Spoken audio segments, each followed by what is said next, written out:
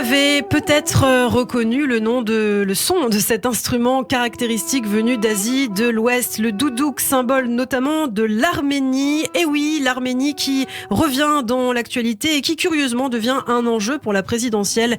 On le voit, on en parlait déjà hier, après Éric Zemmour, c'est Valérie Pécresse donc qui a choisi l'Arménie comme premier déplacement officiel. Alors pourquoi tour à tour Éric Zemmour et Valérie Pécresse ont-ils choisi ce pays pour leur première visite à l'étranger? Eh bien on fait le point ce matin avec vous, Eva Soto. L'Arménie est un terrain laissé vacant par une bonne partie de la classe politique. La gauche ne s'y engage que très peu et la droite, elle, y voit l'occasion de défendre la civilisation chrétienne. Une question réactivée de façon brutale et terrifiante pour les Arméniens à l'automne 2020. L'ex-république soviétique, l'Arménie majoritairement chrétienne, a été attaquée par l'Azerbaïdjan voisin avec le soutien de la Turquie et même de terroristes de Daesh. Le pays majoritairement musulman n'a pas eu de mal à prendre le contrôle de la région de Nagorno-Karabakh. L'Arménie abandonnée s'est retrouvée seule. Le dessous des cartes avec Bernard-Henri Lévy dans l'émission L'invité de TV5 Monde il y a un an. Qui se ressemble, s'assemble. Et Poutine, Erdogan appartiennent, je dirais, c'est pas le même type d'homme, mais c'est le même type de régime, c'est le même type de rapport au pouvoir et à la liberté. Et là, on a le sentiment, enfin c'est même clair, au Haut-Karabakh, qu'ils ont noué une sorte de pacte, une alliance par-delà leurs différences historiques pour la préservation de leurs intérêts communs. Donc en gros, les troupes d'Erdogan ont fait le boulot et les troupes de Vladimir Poutine vont geler le conflit jusqu'au jour où ils pourront le rallumer.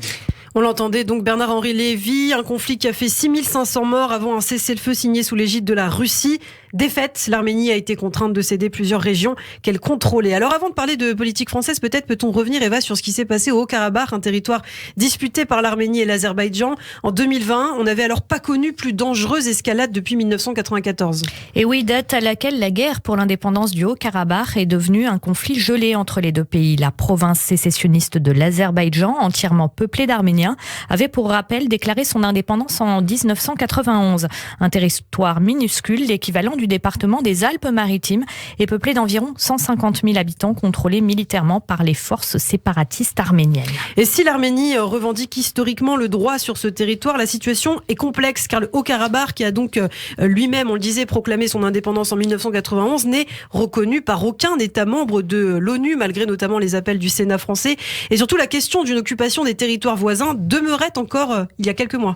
En effet, car depuis l'effondrement de l'URSS en 91, 7 districts azéris situés autour de l'enclave étaient habités et occupés militairement par les Arméniens. Des faits, Erevan a donc été contraint l'an dernier de signer une trêve et de céder à l'Azerbaïdjan plusieurs régions, formant un glacis autour du Nagorno-Karabakh. Plusieurs incidents ont depuis fait craindre une reprise des combats. On l'aura compris, l'instabilité est au cœur de cette province, aux enjeux géopolitiques également importants, car traversée par des oléoducs transportant du pétrole et du gaz vers les marchés mondiaux. Et oui, Bakou et Erevan embourbés dans ce conflit ethno-territorial depuis plus de 30 ans et qui s'accusent ainsi mutuellement d'avoir déclenché les hostilités et qui s'en renvoient la responsabilité. D'abord l'Azerbaïdjan, on s'en souvient, dans une allocution à la nation.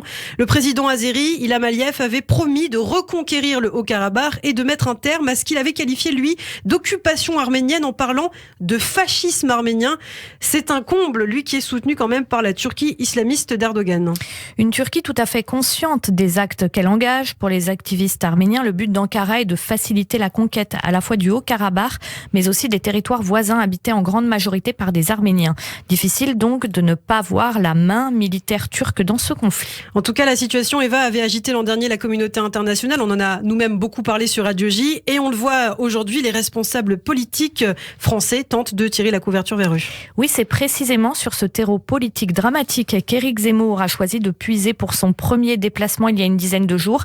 Une nation chrétienne au milieu d'un océan islamique, a-t-il dit. Ce qui, géographiquement, est une réalité, mais, comme on vient de le voir, est bien plus complexe au niveau géopolitique. Alors, ce qu'on voit, c'est que cette visite, justement, d'Éric Zemmour n'a pas fait l'unanimité côté arménien, et je peux en témoigner, il y a des pro-Zemmour dans la communauté arménienne, c'est vrai, mais aussi beaucoup d'anti. Et ce voyage a d'ailleurs été dénoncé par des franco-arméniens, des arméniens francophones, dans une tribune publiée dans Le Monde. Les auteurs de ce texte dénoncent les prises de position d'Éric Zemmour sur la loi pénalisant symbolisant la négation des génocides il y a 10 ans, à l'époque où il était encore chroniqueur et donc loin d'être candidat à la présidentielle. Il a parlé de la lutte contre le négationnisme comme d'une question purement électoraliste et dangereuse pour la liberté d'expression. En revanche, Zemmour a affirmé qu'il ne reviendrait pas sur la reconnaissance du génocide. Alors contrairement à son rival, Valérie Pécresse, elle de son côté, a pu rencontrer cette semaine le président arménien. Éric Zemmour n'avait pas pu le rencontrer. Pour la candidate LR, l'enjeu est multiple. Et oui, ne pas laisser ce terrain à Éric Zemmour, mais aussi s'en démarquer et montrer qu'à la différence du candidat d'extrême droite, elle a une stature internationale, puisque donc, contrairement à lui, vous venez de le dire, Ilana, elle a pu avoir un rendez-vous avec le président arménien en personne. En allant en Arménie, Valérie Pécresse entend aussi marquer sa différence avec Emmanuel Macron et marcher sur les pas de François Fillon. Oui, car ce dernier s'était rendu sur place lors de sa campagne de 2016. Pourtant, le terrain électoral est réduit. La communauté arménienne en France représenterait environ 600 000 personnes, dont 400 000 électeurs. Mais au niveau politique, l'histoire de ce pays a l'avantage de résonner avec les thématiques portées par une partie de la classe politique qui s'inquiète du déclin du catholicisme et qui est sensible au déclin des chrétiens d'Orient. En réalité, comme le disait le chroniqueur Maxime Yeddo sur LCI la semaine dernière, le drame de l'époque, c'est justement d'attendre Zemmour pour parler de l'Arménie où s'y passe, je cite, dans un silence aberrant, le pire, crime de guerre, utilisation d'armes interdites, destruction de patrimoine. L'engouement soudain pour ce petit pays caucasien semble en tout cas s'inscrire et va dans la campagne française. Et d'ailleurs, on l'a vu pas seulement à droite, mais aussi à gauche.